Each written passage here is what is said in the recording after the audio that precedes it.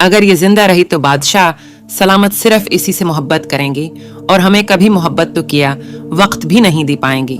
इसलिए बेहतर है कि इस फसाद को जल्द खत्म कर दिया जाए। ये बादशाह की तीसरी बीवी का ख्याल था और इस ख्याल से सब बीवियां मुत्तफिक थी, मगर शहजादी को जहर देकर मारना सबको ही मुश्किल लग रहा था, क्योंकि इस तरह बादशाह को उन सब पर शक हो जाता।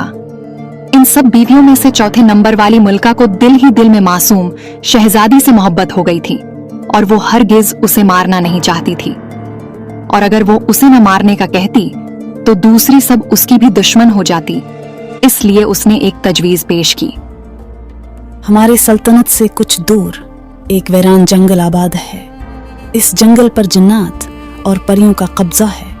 अगर शहजादी को इस जंगल में फेंक दिया जाए तो वो कभी वापस नहीं आ सकती और किसी को कभी ये खबर नहीं हो पाएगी कि उसके साथ क्या हुआ। ये तजवीज सारी बीवियों को पसंद आई। अब उन्होंने अपने सबसे खास गुलाम को बुलाया और उसे इनाम वाकराम का लालच देकर अपने साथ मिला लिया।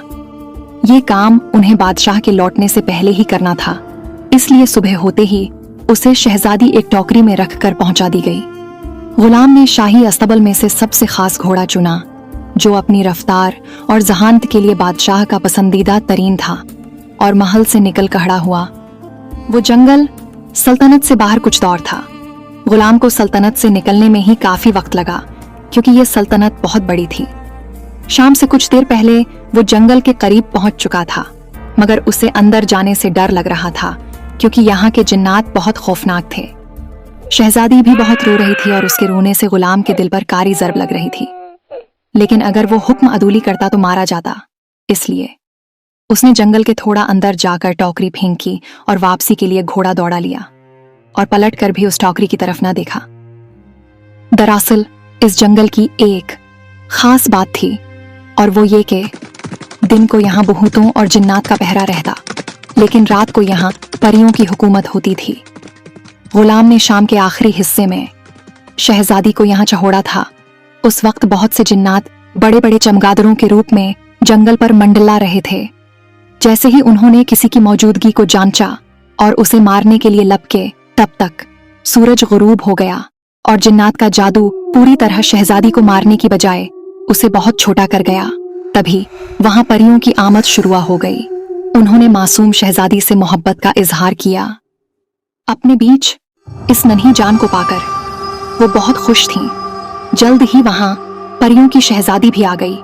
उसे फौरन ही जिन्नात के जादू की बू महसूस हुई और उसने अपने जादू से शहजादी पर से वो जादू खत्म करने की कोशिश की, जिसकी वजह से शहजादी बहुत छोटी हो गई थी। मगर उसके जादू ने कोई असर न किया। सब परियां शहजादी की देखभाल में लग गई और परियों की शहजादी ने उसे अपनी बेटी के रूप में कबूल कर लिया।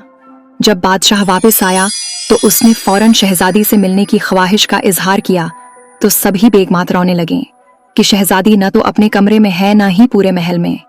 लगता है कि शहजादी को अगवा कर लिया गया है या फिर किसी जादूगर ने उसे गायब कर दिया है। बादशाह सख्त परेशान हो गया और उसने मुल्क के कोने कोने में ये मनादी करवा दी कि जो भी शहजादी को ढूंढ कर लाएगा उसे आधी सल्तनत और उस आधी सल्तनत की बादशाहत दी जाएगी। मगर बेहद कोशिशों के बावजूद शहजादी का कुछ पता न चला और इसी तरह सालों बीत गए।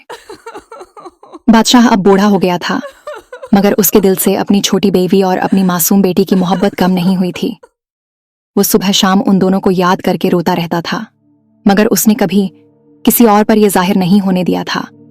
नूरिस्तान के साथ मौजूद 2 रियासतों में किसी वजह से जंग के इम्कानात बढ़ गए थे। इसी वजह से पहरेदार अपने अपने मुल्क की सरहदों से बाहर तक आकर हालात का जायजा लेते। एक रात हमसाया मुल्क का शहजादा गश्त करते करते उस जंगल की तरफ आ निकला।